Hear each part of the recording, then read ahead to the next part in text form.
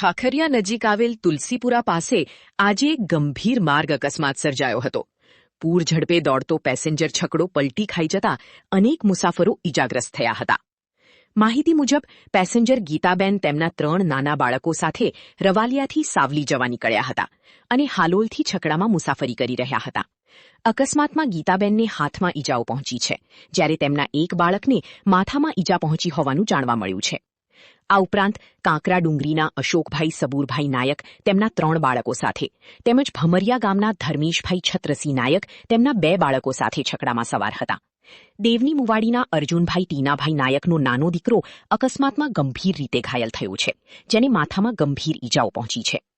પ્રાથમિક માહિતી અનુસાર છકડો વધુ ઝડપે હોવાને કારણે ચાલકનો કાબુ ગુમાવતા વાહન પલટી ખાઈ ગયું હતું. અકસ્માતમાં છકડા ચાલકને પણ ગંભીર ઈજાઓ પહોંચી હોવાનું જાણવા મળ્યું છે. અકસ્માત બાદ તાત્કાલિક બચાવ કામગીરી હાથ ધરવામાં આવી હતી અને 3 108 એમ્બ્યુલન્સની મદદથી તમામ ઈજાગ્રસ્તોને હાલોલ રેફરલ હોસ્પિટલ ખાતે સારવાર માટે ખસેડવામાં આવ્યા છે. ઘટનાને લઈ વિસ્તારમાં ચકચાર મચી જવા પામી હતી.